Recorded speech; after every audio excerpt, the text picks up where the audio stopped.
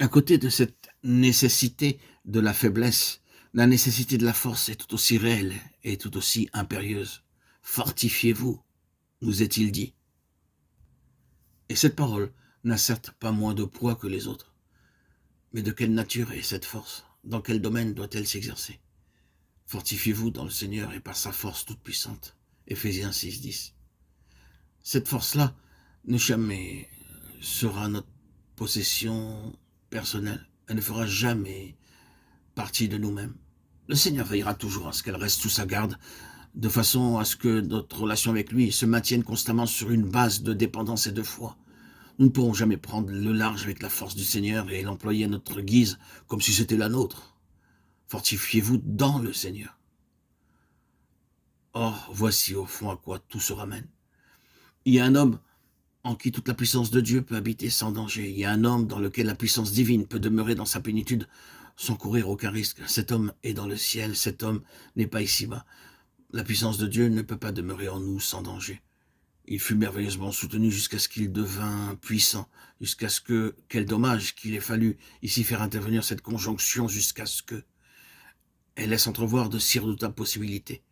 Le dernier mot de l'histoire dans le cas d'Ozias, c'est que Dieu dut l'abattre. Quelle conclusion terrible d'une vie si bien commencée.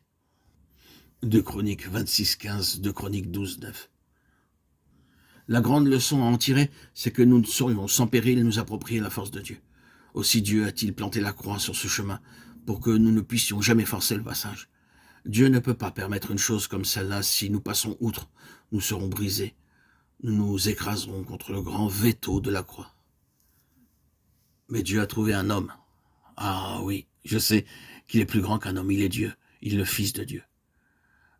Mais ce n'est qu'un des côtés de sa personne. Si nous parlons de l'autre côté, ce n'est pas pour diminuer celui-ci, c'est le Fils de l'homme qui nous intéresse ici. Comme tel, il se présente à nous comme un homme en qui la puissance de Dieu peut habiter dans sa plénitude et sans danger. Cet homme-là n'usera jamais de cette puissance à des fins personnelles.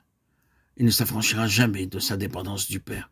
Jamais vous ne verrez le Seigneur Jésus tirer un parti charnel de la puissance qu'il possède.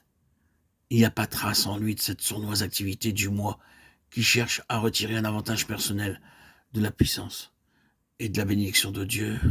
Dans sa nature, cette inclination est absente.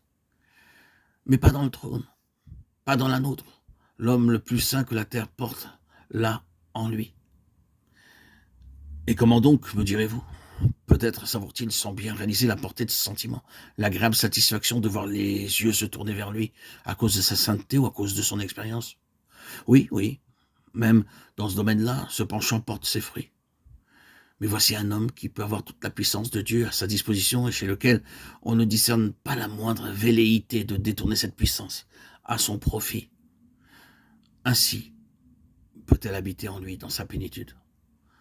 Voici donc quelques références qui établissent clairement qu'à cet égard, il est bien l'homme selon le cœur de Dieu. Vous pouvez chercher les passages si vous voulez. Acte 17, 31. Dieu a fixé un jour où il jugera le monde selon la justice par l'homme qu'il a désigné. Quel est cet homme? 2 Timothée 4:8. Désormais la couronne de justice m'est réservée. Le Seigneur, le juste juge, me la donnera dans ce jour-là. Revenez un peu en arrière. À Romains 2:16. Au jour où, selon mon évangile, Dieu jugera par Jésus-Christ les actions secrètes des hommes. L'homme, frère et sœur en Christ, qu'il a désigné pour juger le monde avec justice, le Seigneur, le juste juge en ce jour-là. Et quel est donc ce Seigneur, ce juste juge? Jésus-Christ, l'homme que Dieu a désigné. S'il vous faut, frères et sœurs en Christ, d'autres témoignages, alors lisez donc en entier le chapitre 5 de l'évangile de Jean. Et il lui a donné le pouvoir de juger parce qu'il est le Fils de l'homme. Le voilà donc bien l'homme sur qui repose sans aucun danger toute la puissance de Dieu. Les choses étant ainsi,